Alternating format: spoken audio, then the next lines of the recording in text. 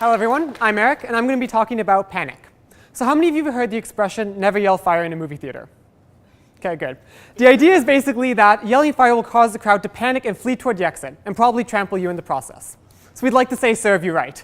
But is this what actually happens? So research seems to suggest otherwise, but why do we believe in this so strongly? So you can find examples of mass panic anywhere in popular culture. Take a look at any sort of disaster alien invasion movie, and it's a main staple. You'll see examples of crowds like fleeing in disorganized mass away from some perceived danger. But this isn't just limited to overeager directors trying to sell us movies, though we'd like to think so.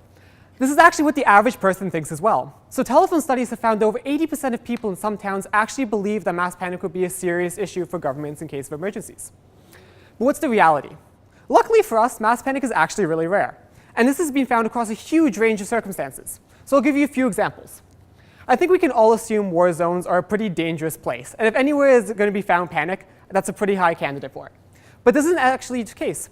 So for example, during the Blitz in London, out of all the eligible women and children who were allowed to leave the city through evacuation programs, only 37% chose to do so. In fact, at later points during the war, there was more people coming back into the city than leaving, despite the bombing still going on. So this is the opposite of what we'd expect if people are panicking and fleeing from danger. Even building fires, the stereotypical example of where mass panic is supposed to occur, doesn't always show it. So studies have done over building fires have found that not only are people slow to even believe there's a fire, so you can see when fire drills go off, everyone wants to make sure it's a drill first before they actually leave. So they're slow to believe it, as well as slow to leave the building, but there's actually been cases of people going back in while the building's still on fire. So again, not the panic we've been expecting. So why is this the case? Why the discrepancy between what we see and what we think should happen? Well, it could be that people are misusing the term panic and applying it to situations which aren't actually cases of panic. So a great example of this is the running of bulls in Pamplona, Spain. This happens every year. And for a person who's never seen this before, you'd assume that people are fleeing for their lives from these bulls. This is actually an organized sporting event that people choose to participate in. This isn't a mass panic. So an actual study by Roche et al. Found that looking at emergencies from the mid-1850s to 2010, there was 20 cases described as panic, but actually only 2 of them really fit the description. So this is actually a serious problem if the media are over-exaggerating cases of panic. Now we all know the media tends to exaggerate stuff. They want to sell us stories. And the majority of people actually rely on newspapers or online media in order to learn about emergency situations, because let's be honest, it doesn't happen to most of us. So this can cause people to develop an availability heuristic. So what I mean by this is that people tend to assume mass panic is common because they hear it's common. So they're told by the media it should happen a lot, and so that's what they learn to expect. It could also be that we're framing mass panic in the wrong terms. So mass panic is often framed in terms of a competitive theory or a prisoner's dilemma. So in this case, if people have to leave from a burning building, let's say, the crowd and an individual have to choose either to cooperate and leave and wait their turn to leave, or they can all make a mad dash for the door and try and push everyone else aside. So if everyone chooses to wait their turn, chances are everyone will make it out in a nice, organized fashion. However, if either the group or the individual choose to cut the other person off, someone's not making it out. Now, everyone can decide to make a dash for the door, and you'll probably get injured in the crush at the entrance, but most people will probably make it out. So according to this theory, the best option is always to dash for the door, because you can't trust that the person beside you is going to choose to wait their turn. But what if we're framing this in the wrong way?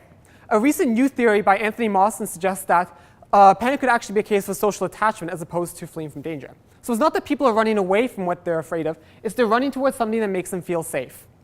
So this is an example of sort of people running towards things that generally feel familiar to them, because things that are familiar have been classically conditioned to make us feel safe, because we've associated being with them all the time with absolutely no danger being around them.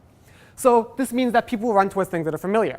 And this actually fits with the evidence a lot better. So the cases I showed you before, people are unwilling to leave their homes or their home cities and their families because those are the things that make them feel safe. And so when we feel in danger from these bombings or fires, we want to go to what makes us feel safe, and so we stay put.